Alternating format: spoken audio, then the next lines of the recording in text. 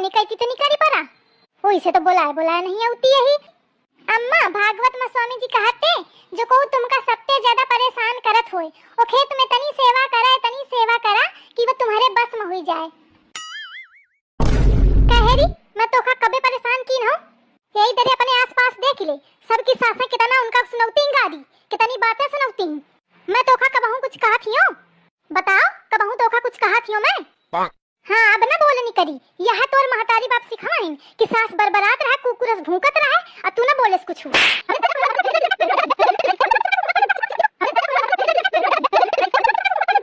कहा थी परेशान करत हुए जो को आज तक कबहू या को शब्द कहा नहीं कबहू कहा हो दुल्हन। हाँ माँ ऐसी आओ ऐसी का जाने काहे का बुलाउती देखो जाए का है अम्मा? अरे दुल्हन मोर तबीयत बहुत घबरा थी काहे के मारे का हुई गा अम्मा? अरे लागत है बीपी लो आए हुई गा झोरा में दवाई धरी हुई है ले आओ। अरे पहले ऐसी सुन खिड़की खोल दे हवा आवे थोड़ी थोड़ी बहुत जीव घबरात है। हाँ अम्मा ख्वाला थियो अम्मा अब ठीक है? हाँ अब या का काई मारे तुम ही तो कहती ना अम्मा खिड़की खोल दे तो खोल दी ना। दुल्हन तू इधर जा नहीं तो मौका हार्ट अटैक आ जाई। मैं खिड़की का करूं ले मोरे मुड़े में दई मारू भाग इधर भाग। अम्मा तुम ही तो कहती रहा कि या कौनो दिन मोर प्राण ले ले। देख लिया मम्मी आपकी बहू के मायके वालों की तरफ से तो आपके पोते के कोई लाड़चाव नहीं हुआ। आपको भाभी ने लिस्ट नहीं भेजी थी क्या? उसमें एक मम्मी का हार और मेरा हार भी लिखा था। ये क्या लेकर आई हो आप? चांदी की पायल है? हम चांदी की पायलों के लायक है क्या? और ये क्या तुम लेने देने की 31 साड़ियां लाई हो? किस किस को दूंगी मैं 31 साड़ियां? कम से कम 51 साड़ियां तो लानी थी ना। कहने को तो आप 4 भाई और 4 भाभी हो 8 लोग हो आप। घर भरा पड़ा है आपका किसी चीज की कमी है क्या? एक ननद है आपकी ऐसा छोचक लेकर आई हो आप। चांदी की पायल लाई हो सास और ननद के लिए। सास और ननद की कितनी इज्जत करनी पड़ती है आपको पता भी है। देख लिया मम्मी आपने बताओ मैं क्या दिखाऊंगी अपने ससुराल में जाकर कि मेरी एक भाभी है और इकलौती ननद का ऐसा मान सम्मान हुआ है मेरा। मैं क्या बताऊंगी अपने ससुराल में जाकर क्या है मेरे भाभी के मायके से? मेरी चांदी की पायल है एक सूट। काजल बहू तूने अपनी भाभियों को लिस्ट नहीं भेजी थी क्या? कहा था ना तुझसे उसमें तेरी ननद का एक हार होगा। अरे मेरा ना लाते तो कोई बात नहीं तेरी ननद का तो होना चाहिए था ना। इकलौती ननद है तेरी अब तू हार पहनेगी तेरी ननद नहीं पहनेगी तो क्या नाम रखेगी दुनिया? बाहर इतने रिश्तेदार आए हुए हैं उनको ये दिखाऊं मैं ये तेरा हार आया छोचक में ना सास का सम्मान किया ना ननद का। कोई बात नहीं दीदी आप ये हार ले लीजिए। अरे मैं पहनूं या आप एक ही बात है आप ये ले लीजिए। हाँ मैं ये ले लेती हूँ सही कह रहे हो भाभी क्योंकि मुझे भी ससुराल में कुछ दिखाना पड़ेगा ना। दीदी छोटी मुंह बड़ी बात मामियों ने जो किया वो किया। आप बताओ बुआ जी क्या लाई है अपने भतीजे के लिए? बुआ जी 3 जोड़े लाई हैं अपने भतीजे के लिए। 3 जोड़े लेकर आए हो आप? 3 का भी क्या लेकर आए दीदी? 5 जोड़े तो लाते कम से कम। फिर तो बुआ जी से ज्यादा मामियां लेकर आई हैं दिल खोलकर अपने भांजे राजा के लिए। और ये तो कुछ नहीं है दीदी अभी हम अपने भांजे राजा का वेलकम प्रोग्राम करेंगे घर पर। आप भी आना आप सब आना। ऐसा है भाभी हमारे यहाँ ना बहन बेटी का नहीं खाया जाता बहन बेटी को दिया जाता है। मैं 3 जोड़े लेकर आई हूँ ना तो उसके बदले 30 लेकर जाऊंगी। मेरी मम्मी ने मना किया था मुझे। अरे दीदी आप कौन से जमाने की बातें कर रहे हो? बुआ जी तो बहुत लेकर आते हैं अपने भतीजे भतीजियों के लिए। चांद सूरज चांदी के हाथों के पैरों के कड़े बुआ जी के ही होते हैं। भर भर कर खिलौने लाती है बुआ जी। आप कम से कम 2 खिलौने ही कर देते 3 के साथ। 3 का भी क्या दिया दीदी आपने? 5 तो कर देते अपने भतीजे के लिए। ये तो 3 का तिगाड़ा हो गया। एक काम करो दीदी इन कपड़ों के साथ एक लिफाफा ही कर दो 3 तो नहीं रहेंगे। चाहे 100 रुपए डाल देना उसमें। हाँ दीदी 3 का तो कोई शगुन नहीं होता 3 तो कोई भी नहीं देता। एक काम करो एक लिफाफा रख दो 100 का 4 हो जाएगा फिर। ऐसी बुआ मैंने तो पहली बार देखी है। छोटी जाओ माँ जी के लिए खाना ले आओ। मैं क्यों लाऊं? आप ही ले आओ। क्यों खाना तुमने बनाया होगा ना तो खाना तुम ही लेकर आओ। दीदी मैंने तो आज खाना बनाया ही नहीं है। पर क्यों बहू? क्यों मम्मी जी सुबह दीदी ने सबके लिए नाश्ता बनाया, मेरे लिए नहीं बनाया, तो मैं सबके लिए खाना क्यों बनाऊं? मैंने तो अपने लिए खाना ऑनलाइन ऑर्डर कर दिया है, आप सब अपना खुद देख लो। अरे मैंने तो बनाए थे आलू के पराठे, पर तुम्हें नहीं खाने थे। तुमने बोला ये बहुत ऑयली है, तुम्हारा वेट गेन हो जाएगा, इसलिए तुमने खुद अपनी मर्जी से नहीं खाए। दीदी, जब सुबह नाश्ते की जिम्मेदारी आपकी है, तो आपको सबकी पसंद का बनाना चाहिए ना। अरे मेरे लिए कुछ सिंपल सा बना देती। बड़ी बहू, तुझे पता नहीं था कि दोपहर का खाना नहीं बनाए? माँ जी दोपहर का खाना छोटी बनाती है, इसलिए मैं किचन में नहीं गई। बहू, आज तुम दोनों मुझे ये बताओ, तुम दोनों चाहती क्या हो?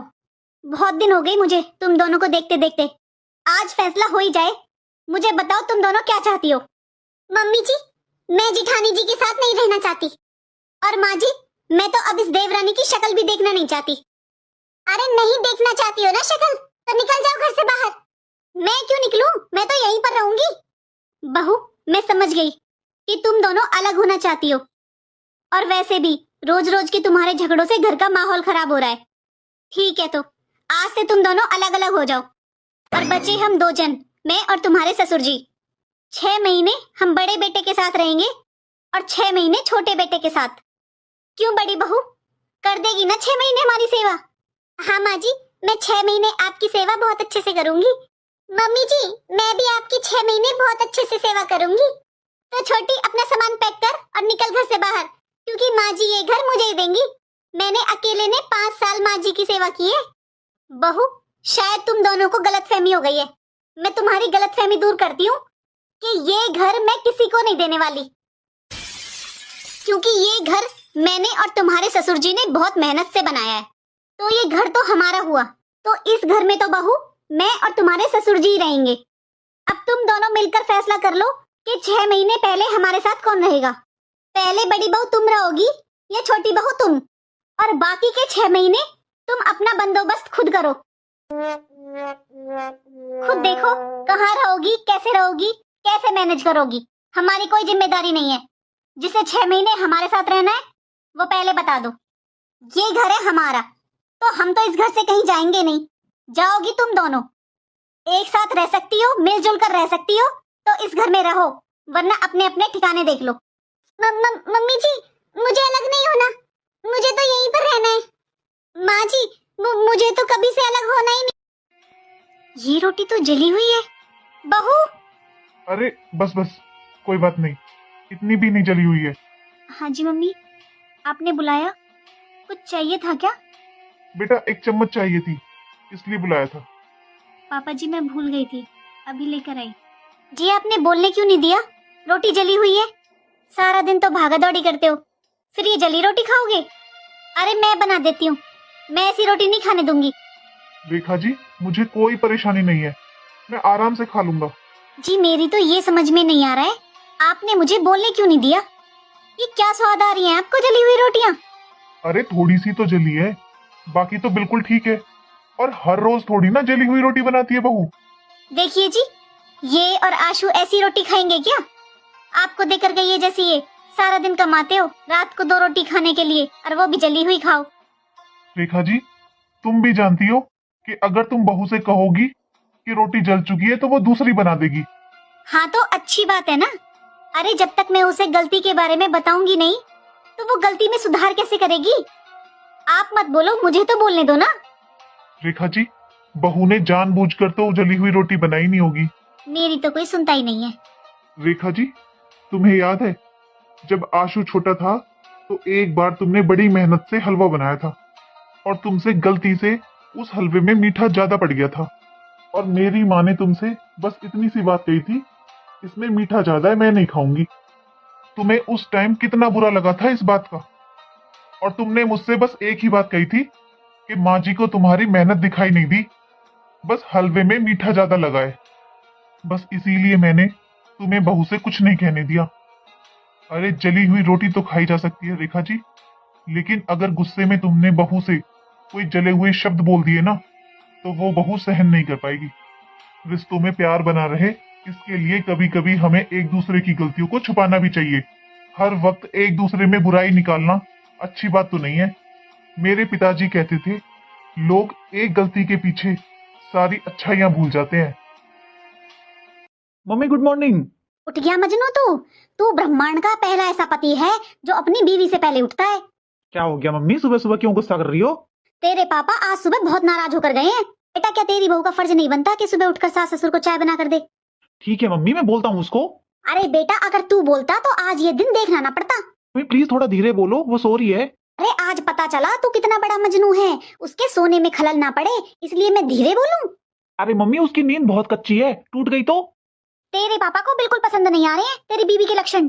अरे ठीक है मम्मी, मैं उसे समझाता हूँ। अरे तू क्या समझाएगा? बहू का काम होता है कि सुबह नहा धोकर आए किचन में और सास ससुर को चाय बना कर दे। सुन ले, अगर ऐसा ही रहा तो तुझे और तेरी बीवी को जमीन जायदाद से बाहर निकाल देंगे तेरे पापा। अरे मम्मी जी नमस्ते। मम्मी जी मैं नहा भी ली और मैंने पूजा भी कर ली और मैं अभी आपके लिए चाय बना कर लाती हूँ बढ़िया सी। देख रहा है कितनी लालची है तेरी बीवी। प्रॉपर्टी के नाम से कितनी जल्दी उठ कर आई है। प्रॉपर्टी के नाम से देख कितनी जल्दी आंखें खुली है इसकी। मम्मी, भाभी को इस घर में आए हुए पूरे 10-11 दिन हो गए हैं। अरे बहुत हो गया घूमना फिरना, अब लगाओ मम्मी काम पर। मम्मी, आप तो बताते थे कि आपने शादी के अगले दिन ही काम करना शुरू कर दिया था। और मेरी मानो ना मम्मी, तो झाड़ू पोछा वाली भी हटा दो। अरे काम ही क्या है आपके घर में, सारा दिन बैठी रहती है वो। क्या फायदा मम्मी घर में बहू का, खाना तो अब भी आप ही बनाते हो। अगर अभी से टाइट कर नहीं रखोगे ना मम्मी, तो ये सर पर बैठ जाएंगी आपके, फिर कुछ नहीं सुनने वाली, फिर पछताते रहना। अभी से काम करवाओगे ना मम्मी, तभी आदत पड़ेगी। अंजलि, तेरी भाभी को इस घर में आए हुए अभी बस 10-11 दिन ही हुए हैं और घर के काम ये तो उसे सारी उम्र ही करने हैं। और अंजलि, मैं सफाई वाली भी नहीं हटाऊंगी क्योंकि वो तेरी भाभी के आने से पहले की लगी हुई है। अरे मैं बहू लाई हूँ घर में, झाड़ू पोछा वाली थोड़ी ना लाई हूँ। और बेटा रही बात खाने की, तो तुझे पता ही है आज तक मैं ही खाना बनाती आई हूँ सबका। तो क्या हुआ अगर मैं 2 रोटी उसकी फालतू बना दूंगी? कुछ दिन बाद फिर वो ही बनाएगी। कुछ दिन वो आराम कर लेगी तो क्या हो गया बेटा, सारी जिंदगी उसे ही काम करना है। और बेटा मैं बताती हूँ कि मैंने शादी के 2 दिन बाद ही काम करना शुरू कर दिया था, लेकिन जरूरी थोड़ी ना है जो मेरे साथ हुआ वैसा ही मैं अपनी बहू के साथ करूँ। जो मैंने सहन किया मैं कभी नहीं चाहूँगी मेरी बहू सहन करे। और हाँ अंजलि, रही बात बहू पर कंट्रोल करने की, तो मेरा मानना ये है अंजलि, जो रिश्ते प्यार से बन सकते हैं ना, वो ऐसे खींचातानी और कंट्रोल से नहीं बन सकते। अभी उसकी नई नई शादी हुई है ना, करने दे बेटा आराम, क्योंकि फिर उसे ये घर संभालना है, पूरी जिंदगी उसे काम ही काम करना है। काश मम्मी हर सास की सोच आप जैसी होती, तो शायद घर में कभी भी सास बहू के झगड़े नहीं होते। और भाई, कल रक्षाबंधन है, तैयार हो जा। हाँ बहन, कल किस टाइम तक पहुँचेगी तू? कल आ रही हूँ तुझे लूटने। हाँ हाँ आजा, देख लेता हूँ कितना एक लूट लेगी तू मुझे। चल फिर ठीक है, कल मिलते हैं। अरे सुन तो भाई, आपकी दीदी को तो आपसे बहुत एक्सपेक्टेशंस हैं। एक्सपेक्टेशंस? क्या हो गया तुम्हें? एक काम करो, सब कुछ अपनी बहन के नाम ही कर दो। हाँ मैं वो भी कर दूंगा। अरे तुम्हें क्या दिक्कत है? तुम्हारी बहन को शर्म नहीं आती जो बेशर्मों की तरह मुंह फाड़ती है? देखो, तुम हम दोनों बहन भाइयों के बीच में मत आओ, वरना मुझसे बुरा कोई नहीं होगा। भाड़ में जाओ फिर।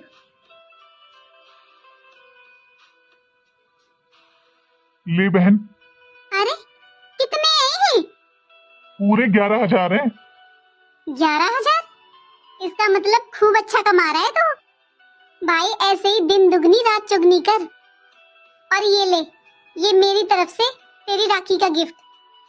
थैंक यू बहन, पर इसकी क्या जरूरत थी? अरे तू रख ले भाई, चल मुझे लेट हो रहा है, मैं चलती हूँ, ठीक है? बाय बाय भाभी। मुझे तो कहते रहते हो खर्चा मत कर, आपका काम नहीं चल रहा है, मैं ज्यादा खर्चे ना करूं, तो फिर आज क्या हो गया? अपनी बहन को 11,000 रुपए दे दिए। 11,000 के बदले इस गिफ्ट को लेकर खुश हो गए? कुछ नहीं मिलना इसमें, होगा वही फोटो फ्रेम। आईफोन? आईफोन? बहन इतना महंगा गिफ्ट देने की क्या जरूरत थी? सेम भाई, इतने पैसे देने की तुझे क्या जरूरत थी? पर अरे परवर छोड़, भाभी को बोलना इतनी बेशरम नहीं हूँ मैं। मतलब ये भाई, उस दिन फोन नहीं कटा था, मैंने सब सुन लिया था। चल कोई नहीं, छोड़, चिल कर। मैं ऐसी छोटी छोटी बातों को दिल पर नहीं लगाती, मुझे तो देना ही था तुझे ये गिफ्ट। रख लो इस गिफ्ट को अपने पास ही, बेच देना, कम से कम लाख रुपए तो मिल ही जाएंगे इसके।